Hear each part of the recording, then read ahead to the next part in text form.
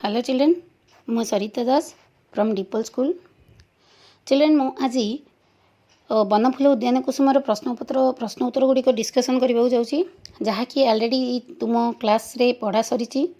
यह दशम श्रेणी चैप्टरटी जहाँ आमर श्रेणी रे पूरा पाठटा पढ़ाई जाइए, किंतु प्रश्न उत्तर डिस्कसन करा जाई नथिला। तेणुक मुझे आज तुमको सामने यही प्रश्न उत्तर डिस्कसन करी आ तार आंसर गुड़ाक कहि। प्रथम क्वेश्चन हूँ संक्षिप्त प्रश्न, जहाँकि कंटक बेढ़ारे क्यों फूलटी फुटी थिला। कंटक बेढ़ारे बहिर प्रश्नर उत्तर अनुसार कंटक बेढ़ारे बनर फूलटी फुटी थिला। द्वितीय प्रश्न रही क्यों फूलटी श्रद्धारे जत्न फुटी थिला। उद्यान फूलटी श्रद्धा और जत्न फुटी थिला। तृतीय प्रश्नटी हूँ से फूलटी को माली किपरि बढ़ाई। से फूलटी अर्थ हूँ उद्यान फूलटी को माली किपरि बढ़ाई। ठीक प्रश्न अच्छी उद्यान फूलटी को माली अति जत्न श्रद्धा आदर रे जल सिंची ताकू बड़ करथिला। चतुर्थ नंबर प्रश्नटी हूँ उद्यान कुसुम को लोक मैंने कहीं भल पाइले। उद्यान कुसुमटी को समस्ते भल पाइले कारण उद्यान फूलटीर सौंदर्य आउ तार मधुर सुबास प्रति लोके आकर्षित होइथांती एवं माली ताकू अति जत्न बढ़ाई थाए। तार सुबास लोकंक मन को मुग्ध करि थाए। सुबास अर्थ होची सुगंध। तेणु लोक मानंकु उद्यान कुसुमटी अति लोभनीय करि थाए। पंचम नंबर क्वेश्चन टी जिबा वन फूलटी काहींकी लोकलोचन को आसी पारिला नाही। एठी वन फूलटी कौन पे लोकलोचन को आसी पारानी तार क्वेश्चन उत्तर पचाराई। चिल्ड्रेन मुझे लिखी देती बर्तमान कहूँ बनरे फुटी फूल गछटी काहा द्वारा लगा जाई न थाए। से निजे निजे जन्म हुए और निजे निजे ही सेठी शेष हो जाए। से बनरे फुटी फूल गछटी काहा द्वारा लगा जाई न थाए। से निजे निजे उठे प्रतिकूल परिवेश रे बड़ हुए फूल और फल धरे। तार चारिपटे कंटक बेढ़ा ताकू घेरी होई रही थिबारु जोगु पशु एहाकू खाई पारे नाही कि तार केही मध्य जत्न नियंती नाही कि केही मध्य पानी सिंचित करंती नाही। से आपे जन्म हुए आपे ही मरी जाए। वर्तमान बनफुल उद्यान कुसुमर षष्ठ नंबर संक्षिप्त प्रश्नटी मु वर्तमान कहबाक जाउची। बनफुल और उद्यान फूलर रूप गुणर भेद किपरि चिन्हि पारिल। वर्तमान डिफरेन्स विषय पचार बनफुल और उद्यान फूलर डिफरेन्सटा कौन मु तुम ये डिस्कसन करी। बनफुल और उद्यान कुसुम उभय फूल अटंती। उभय बनरे फुटी फूलटी फूल अटे और उद्यान फुटी फूलटी फूल अटे।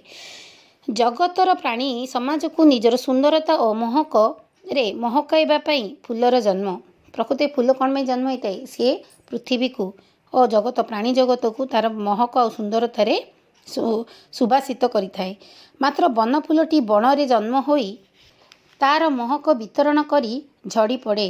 तार मूल्य केही हेले बुझंती नहीं। मात्र उद्यान कुसुमटी मालीर अति जत्न श्रद्धा पाई जन्म हुए और सारा जगत को निजर सुंदर और बास्नारे महकाई थाए। उद्यान कुसुम को लोके मूल्य दे किनथांती मात्र वन फूल को केही मध्य किणती नहीं। से काहा पाई मध्य जन्म न हेले मध्य से निजर सुगंध और बास्ना सारा जगत को वितरण करिथाए।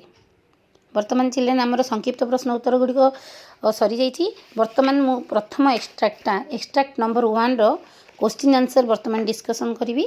तुमको ये मु लिखी देछि, तुम्हें एठू तुम वर्कबुक रे लिखिपार। गद्यांशर प्रश्नावली एत वन फूल चिर अनादरे फुटी कंटक बेढ़ारे आन गोटिक तो उद्यान कुसुम बढ़ी केते से श्रद्धारे। एठी एही एक्सट्राक्टर प्रश्न नंबर क प्रश्नर उत्तरटी मु वर्तमान कहबी। प्रश्नटी होची वन फूल चिर अनादरे फुटी बोली कवि काहींकी कहिसंती।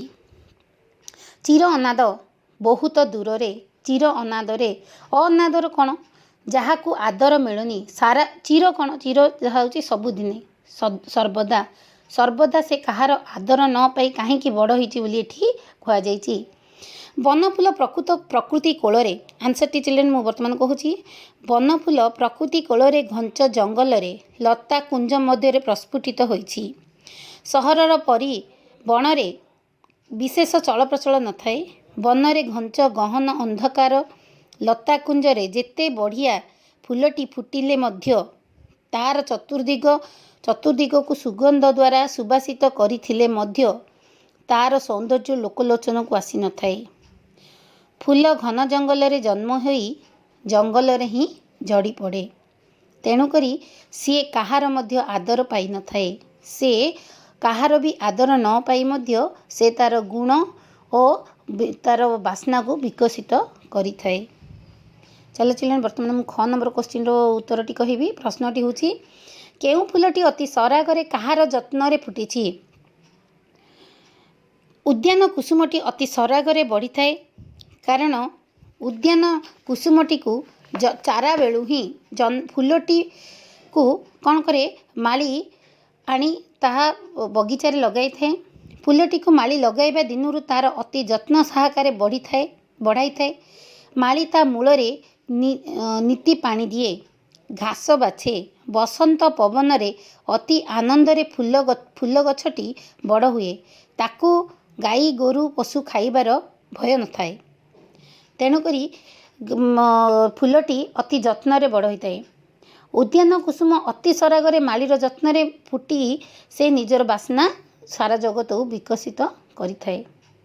वर्तमान 9 नंबर क्वेश्चन टी होछि बनफुल उद्यान फूल मध्य पार्थक्य कौन।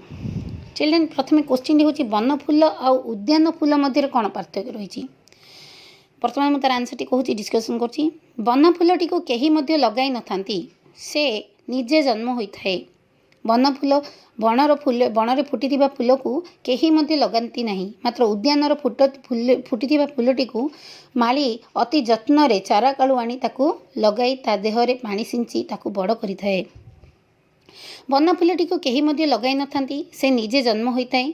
ଯେଉଁଠିକି उद्यान फूलटी कुसुमटी को माली चारा कालू आनी अति जत्न रे बड़ करिथाए।